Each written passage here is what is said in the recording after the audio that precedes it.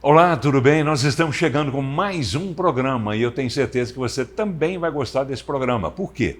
Porque esse programa vai falar de uma coisa que é absolutamente imprescindível em nossas vidas: a segurança. A segurança que a gente tem no estado de Goiás. Mas a segurança, além do trabalho que ela faz, eu quero saber o que é que há por trás desse planejamento de trabalho da segurança, no sentido de dar a você, telespectador, a você, cidadão goiano, dar a você aquela segurança de poder ir às ruas, coisa que você não podia fazer até pouco tempo atrás, e você poder ter aquela segurança que é base de todas as outras coisas que você pretende conquistar na sua vida.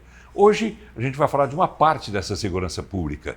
A gente vai falar de uma nova polícia que começou a operar aqui em Goiânia, aqui em Goiás, há aproximadamente 5 anos. Antes ela não tinha a estrutura que ela tem hoje, não tinha esse trabalho todo que ela tem hoje, não tinha inclusive a credibilidade que ela passou a ter a partir de ser chamada Polícia Penal.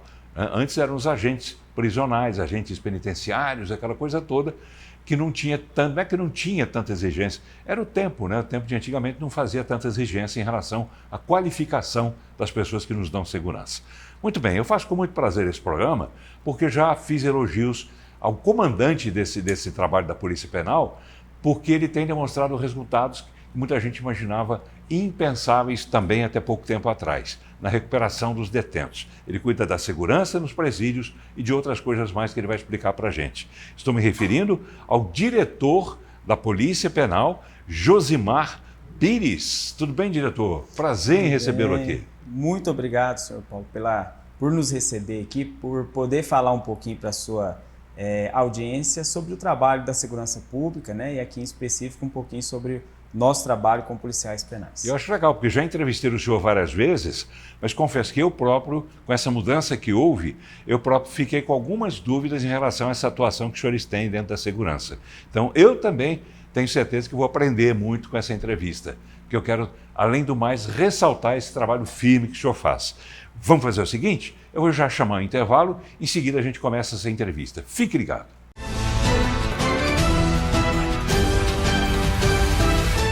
Quer sucesso na carreira? É Senai no currículo. Vestibular Faculdade Senai. Aprenda com professores conectados ao mercado, em laboratórios de alta tecnologia e infraestrutura que antecipa o futuro. Inteligência artificial, engenharia mecânica, automação industrial e muito mais. Aulas em Goiânia e Anápolis. Inscreva-se agora. 4002-6213. Vestibular Faculdade Senai é você no próximo nível. FIEG e Senai Goiás.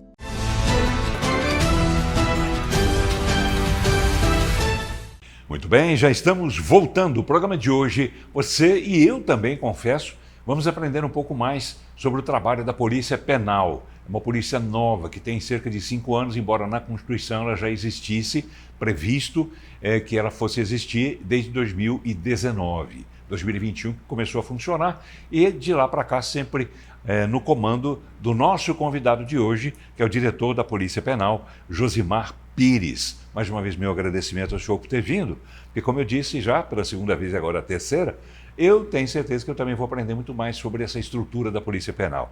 Mas antes de falar especificamente sobre ela, vamos falar um pouquinho sobre esse guarda-chuva que existe da segurança pública no estado de Goiás. Como é que funciona? Os senhores, por exemplo, são ligados a quem especificamente? Primeiro, os elementos que compõem essa segurança pública, quais são? Ótimo. Bom, a segurança pública no estado de Goiás, ela está composta ali por algumas forças de segurança, a Força de Salvamento, que é o Corpo de Bombeiros Militar, e aí nós temos a mais antiga delas, a Polícia Militar, a Polícia Civil, a Polícia Científica aqui no estado de Goiás e a mais recente, a mais nova, né, como o senhor bem colocou, a partir de 2019, com a alteração da Constituição Federal e depois em 2020, a alteração da Constituição aqui do estado de Goiás, a Polícia Penal. Então nós somos a força mais nova dentro desse guarda-chuva da segurança pública aqui no estado, né? Cada uma dessas forças possui um comando independente. Então, cada força tem um comandante geral, no caso da Polícia Militar do Corpo de Bombeiros. A Polícia Civil tem um diretor-geral. A Polícia Penal também tem um diretor-geral, no caso eu ocupo essa função hoje. E a Polícia Científica tem um superintendente de Polícia Científica. Então essa é a estrutura hoje das polícias e estão todas elas vinculadas a uma secretaria, né? Hoje o nosso secretário é o Coronel Renato Brum. Então, dentro da estrutura da secretaria estão essas forças que hoje possuem aí cerca de 25, 26 mil integrantes dessas forças aqui no Estado. O senhor está na área de segurança do Estado desde quando? Eu entrei na Polícia Penal antiga, né, a Agência de Segurança Prisional, depois teve outras nomenclaturas, mas quando eu ingressei no cargo de agente de segurança prisional, foi no concurso em 2009, tomei posse e entrei em efetivo exercício em dezembro de 2010. Então, desde 2010 estou na segurança pública aqui no Estado. O senhor ficou 11 anos até assumir a direção-geral da Polícia Penal. Exatamente. Que diferença, tendo essa passagem, que é muito importante, do que era antes, do que é agora? O que é que o senhor observou de diferente para melhor ou, se houve, para pior? E aí, a pergunta do senhor ela é fundamental para a gente compreender, principalmente quem não conhece, né, as forças de segurança pública por trabalhar nela ou por ter algum conhecido que trabalhe. A segurança pública funciona de uma forma bem prática para quem precisa dela. Eu preciso de algo porque eu tive ali uma pessoa que furtou algo meu, eu tive uma agressão, alguma coisa. Eu faço o quê? Ligo para a Polícia Militar. Eu quero que aquela pessoa, aquele agressor, aquela pessoa que cometeu um crime seja presa, né? Pronto. Então resolveu o problema momentaneamente, porque agora eu preciso que a Polícia Civil, né, que é outra força da segurança pública, faça o processamento, a investigação disso tudo aqui preliminarmente, antes que o Poder Judiciário faça o trabalho de condenar, de julgar, né, condenar ou absolver aquela pessoa. Então esse é o ciclo. Seria elaborar um inquérito. Exatamente. Só que esse ciclo, ele não teria um fim, né, para alcançar aquilo que a pessoa que teve o crime, que sofreu as consequências do crime, tivesse o objetivo alcançado. O que ela quer? Ela quer uma punição do Estado para que aquele agressor, né, não faça mais aquilo e pare de violar os direitos da sociedade. E aí, aqui está a Polícia Penal. Nesse ciclo, após essa pessoa ser condenada, ela ser presa, quem vai fazer todo esse trabalho agora de manter essa pessoa presa, de cumprir o que a sentença judicial determinou e também buscar alternativas para que ele não retorne ao mundo do crime, é a Polícia Penal. Então, aqui a gente já vê uma dinâmica, né, de atuação muito ampla. Ela vai desde as atuações relacionadas à segurança, à custódia, às unidades prisionais, até as questões de assistência, né, desde assistência à saúde, assistência material e, hoje, muito forte, e aí já entrando na parte final da pergunta do senhor, o que alterou com a Polícia Penal? O combate ao crime organizado. Então nós tínhamos antigamente as pessoas sendo presas, conduzidas para uma unidade prisional e de lá coordenando o crime. E isso, o crime, ele foi se especializando e criou-se então a figura do crime organizado, daquelas pessoas que se organizaram para combater o Estado por meio do cometimento de crimes. Com isso, o surgimento da Polícia Penal vem para interromper esse ciclo, que era o ciclo final. De dentro do presídio, muitas vezes a gente recebia ligação, o famoso bença-tia, né? A pessoa ligava e passava ali um trote, passava por alguém. Isso, em 90% dos casos, era de dentro de uma unidade prisional. Hoje o criminoso se especializou, ele faz isso de um call center fora do país, inclusive, né? Mas antes isso era feito dentro de presídios. Então a Polícia Penal chegou nesse cenário e eu digo que o ponto principal foi para o combate do crime organizado. Os resultados estão aqui em Goiás. Pois é, nesse sentido do combate ao crime organizado, os senhores fazem um trabalho paralelo ao da Polícia Militar, que dá o combate às forças, às facções, ao crime organizado principalmente. Os senhores fazem isso internamente, é mais ou menos isso? Vocês fazem uma função parecida com essa da Polícia Militar? Eu costumo dizer que, e aí a gente brinca entre os comandos das instituições, né, que a Polícia Penal é uma polícia que ela tem que dominar todas as áreas das demais. Então, nós fazemos, por exemplo, segurança dos estabelecimentos, mas fazemos também... Estabelecimentos penais. Estabelecimentos penais, no estado de Goiás nós temos 85, né? E cerca de... Ou seja, penitenciárias, prisões, isso, e etc. São 3 tipos de unidades prisionais, mas são 85 unidades espalhadas pelo estado, né? E aí cerca de 20 mil pessoas recolhidas nessas unidades, em regime fechado ali, aguardando condenação ou condenados. só dentro das unidades. E aí o que nós fazemos? Fazemos o trabalho de segurança dessas unidades, que é um trabalho de segurança ostensivo, que é o que a Polícia Militar, por exemplo, faz. Fazemos o trabalho de condução desse preso, por exemplo, para uma audiência, para um atendimento médico fora dessas unidades, que entra um trabalho também parecido com o que a Polícia Militar faz, de patrulhamento, né, de segurança aqui. E fazemos uma outra parte, que é o trabalho dentro das unidades prisionais, uma parte administrativa, e aí entra a questão do crime organizado e o combate, que é o trabalho de, junto com as outras forças e as inteligências dessas outras forças, compartilhar informações. Veja bem, se o líder de uma organização criminosa ele está preso, aquela organização criminosa ou estabelece um novo comando e cria um novo líder, ou ela precisa que esse líder de dentro do presídio continue comandando as informações, as operações deles. Para isso, o trabalho da Polícia Penal se assemelha um pouco ao que a Polícia Civil faz, né? De acompanhamento, de apuração, de inteligência e compartilhamento dentro daquilo que não são nossas atribuições, para que as outras forças ali possam, por exemplo, numa identificação de uma comunicação criminosa entre pessoas presas e as pessoas fora do presídio, por meio de uma carta, por meio de um recado repassado por um familiar, a Polícia Civil possa representar ao Poder Judiciário para que inicie-se, então, um processo, uma investigação. Então, todo esse trabalho ele se mescla muito com as outras forças de segurança. E captura de foragidos? Também é feito, né? Quando uma pessoa evade-se do presídio, por exemplo. A gente tinha isso aqui, em 2019, nós tivemos aí cerca de 350 pessoas foragidas do sistema prisional de Goiás. Foram mais de 100 fugas num único ano. Então, esse trabalho de recaptura pós o evento fuga, ele é uma atribuição típica da Polícia Penal.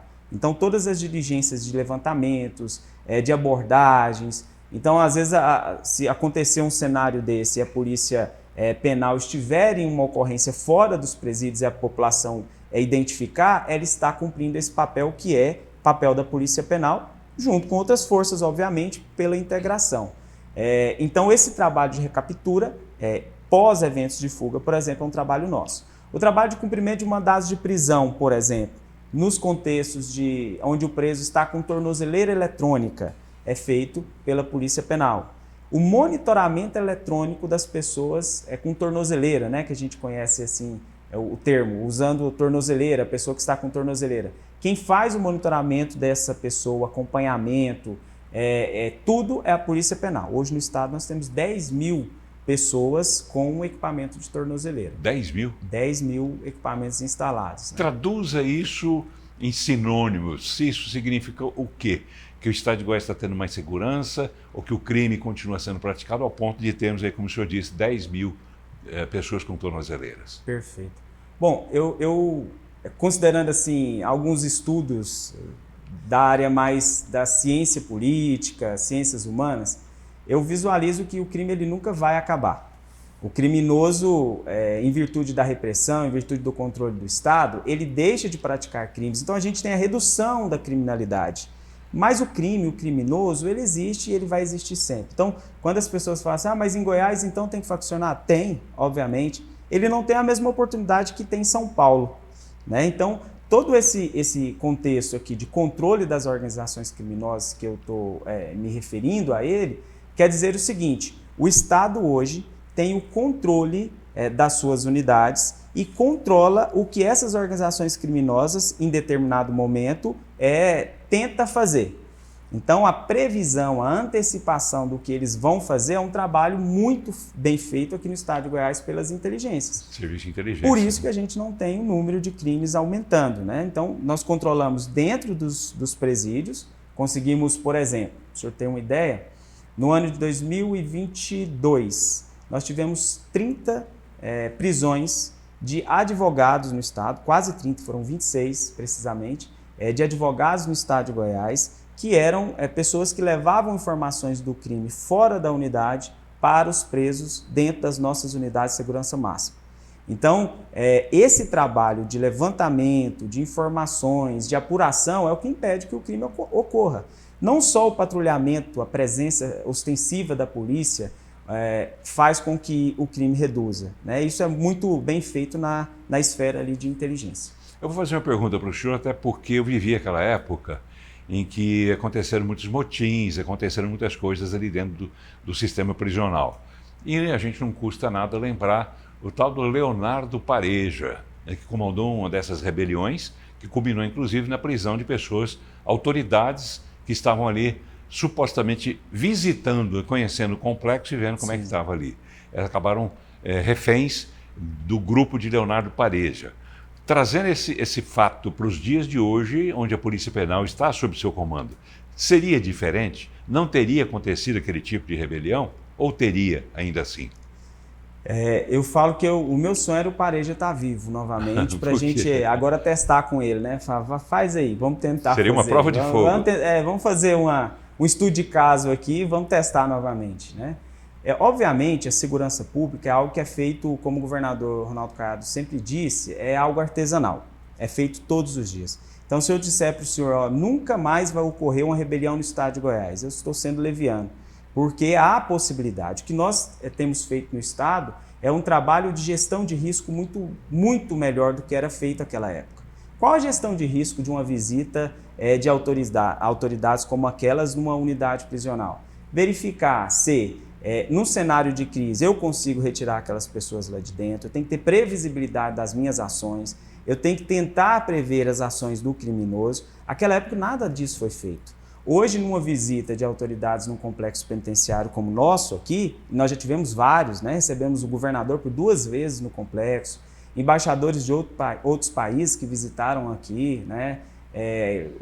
O complexo penitenciário. Nós temos um levantamento dos riscos que nós, obviamente, teremos naquela operação e temos a forma de mitigar esses riscos. Ou seja, temos lá o grupo de operações penitenciárias especiais, temos ali toda uma estrutura física que foi remodelada para evitar que a pessoa presa tenha contato direto com o policial penal ou com a autoridade. Então, ele não circula junto com os presos como antigamente. Então, hoje eu posso dizer, aquele evento daquela forma não acontece em Goiás, mas não tem forma daquilo acontecer por esse trabalho, né, de estruturação e profissionalização que nós tivemos. Mas eventos de crise, obviamente, podem acontecer. O que a gente tem feito é preparar cada vez mais o nosso efetivo, a nossa estrutura, para que, se caso ocorra, nós tenhamos condições de responder ali e resolver à altura.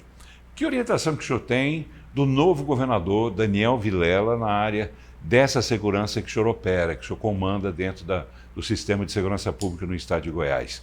Mudou alguma coisa? Vai mudar alguma coisa? Vai apenas ter continuidade? O que é que o senhor espera desse novo governo? O que é que o senhor já sentiu por parte do governador Daniel Vilela, depois que ele assumiu? O que o senhor já sentiu da intenção dele em relação à área de segurança? Bom, é um governo de continuidade, por certo, porque o governador Daniel Vilela estava, né, já trabalhando com o governador Ronaldo Caiado, já como vice, todas essas áreas, desde a segurança pública até outras áreas aqui do estado de Goiás. O que nós temos sob liderança do nosso secretário e as ordens do nosso governador é a manutenção daquilo que está dando certo, e hoje o estado de Goiás é um modelo de sucesso para o resto do Brasil, de muitas coisas que estão dando certo, e o aprimoramento dos nossos processos para que isso não se perca, né? Para que cada vez mais nós tenhamos condições de evoluir. Esse aprimoramento ele se dá num viés muito forte do governador Daniel Vilela para a área de inovação, para a área de tecnologia, no combate à criminalidade. Então, inteligência artificial. Inteligência artificial, tudo isso que possa agregar valor, né? Possa reduzir prazos, tempos de resposta, possa facilitar a identificação de criminosos, o combate ao crime organizado, tem sido aí o norte do governador Daniel. Tá bem. O senhor já teve encontro com o governador Daniel?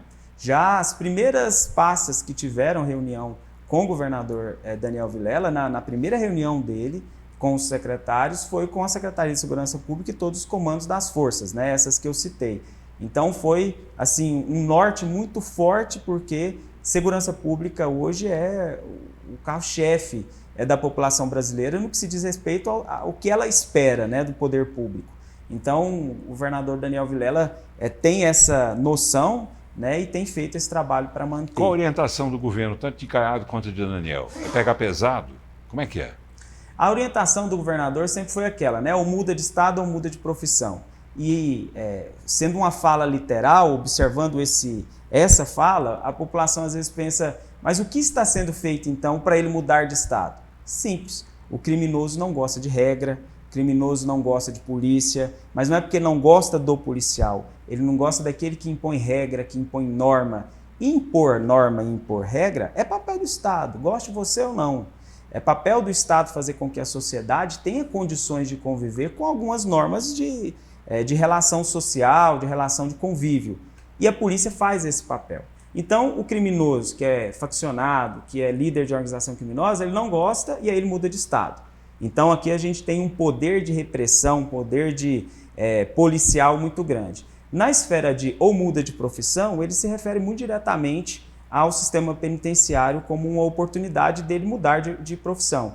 E aí nós temos hoje no estado de Goiás programas de trabalho, de estudo, de remissão, para que essa pessoa tenha condições de, ela querendo, ela possa mudar de profissão.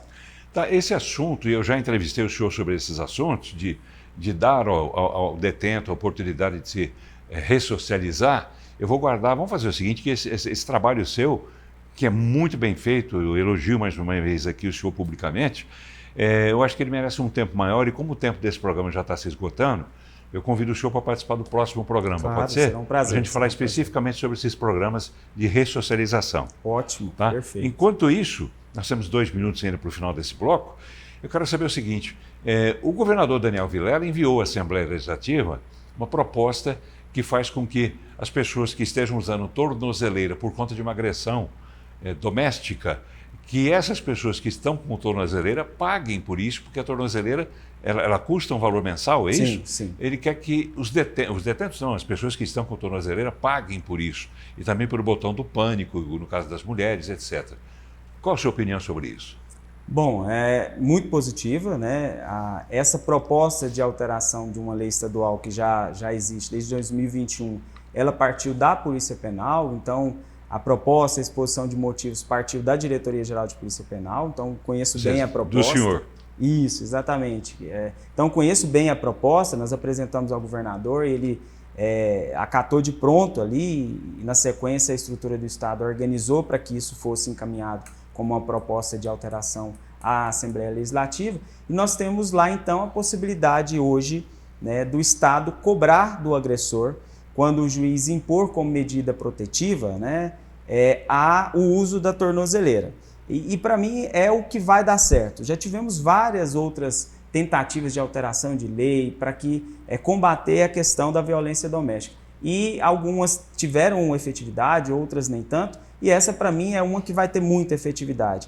Por quê? Porque o agressor ele vai ter que pagar. Então, além do custo dele responder um processo, de poder ser condenado em eventual segmento ali do processo, ele vai ter o custo financeiro. O brasileiro é aquele, né, que a gente conhece bem. Pesou no bolso, ele realmente muda a postura. Bandido também?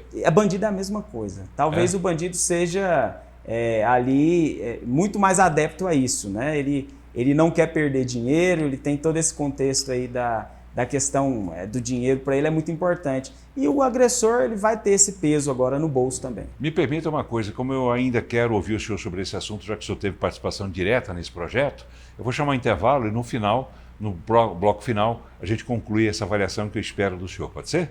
Claro. Então fique ligado, que a gente volta já.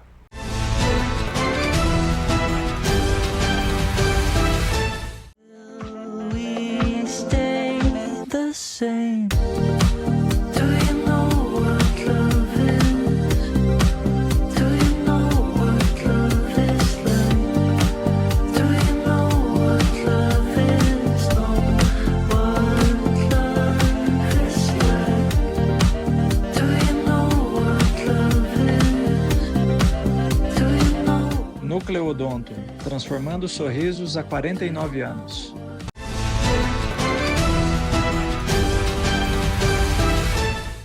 Muito bem, já estamos chegando para o final do programa, o último bloco do programa de hoje, em que estamos recebendo o diretor da Polícia Penal, diretor-geral, não é isso? Exatamente. Diretor-geral da Polícia Penal, Josimar Pires. No final do bloco anterior, e temos pouco tempo nesse bloco, mas temos que concluir esse assunto, a gente falava sobre a proposta do governo do Estado, através do governador Daniel Vilela, de fazer com que o cidadão que é acusado de violência doméstica, como medida protetiva, ele tem que usar a tornozeleira.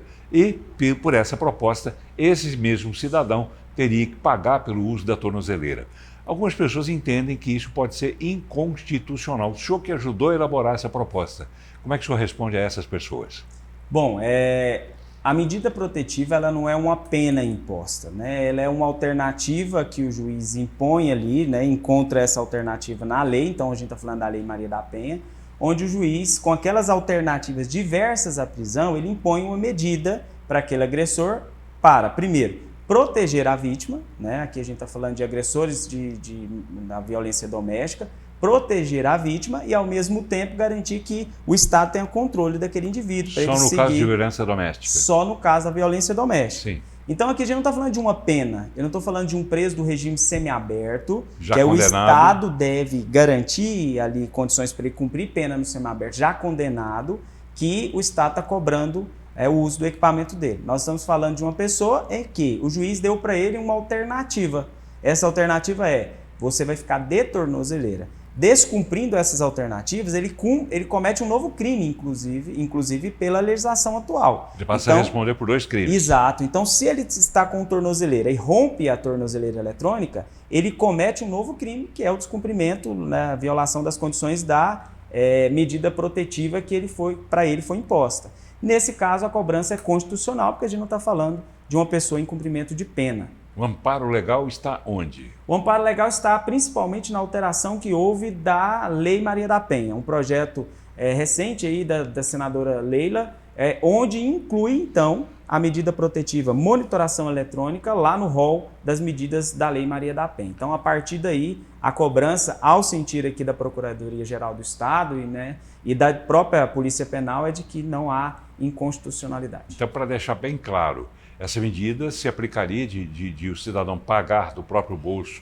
pela tornozeleira, pelo uso da tornozeleira, que é em torno de R$300 mensais, é isso? R$390. Quase R$400. Isso. Então, apenas as pessoas acusadas de violência doméstica. Exato. E que não estejam cumprindo pena, estejam Exato. apenas como medida protetiva. Exatamente. E assim, é muito justo, né?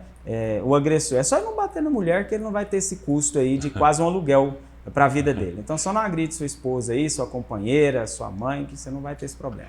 Tá certo. Eu agradeço aqui ao Josimar Pires, que é diretor-geral da Polícia Penal, pela presença. Muito obrigado, sempre um prazer. Gosto muito de entrevistar, porque o senhor fala bem, fala fácil, explica direito e tem conteúdo. E eu convido o senhor para participar do próximo programa que a gente tem aqui na PUC TV, que irá ao ar no próximo domingo, às 19 horas. Pode ser? Claro, fico muito honrado pela oportunidade aqui de participar e sempre estamos à disposição. Muito obrigado. Então, lembrando a você, telespectadores, que nosso programa vai ao ar quinta, às 22h30 e domingo, às 19 horas. Então, a gente se encontra no próximo domingo com Josimar Pires, completando essa informação sobre a ressocialização do detento. Daqui a pouco, não. Daqui a dias, daqui a horas a gente volta. Continue ligado na PUC TV. Obrigado.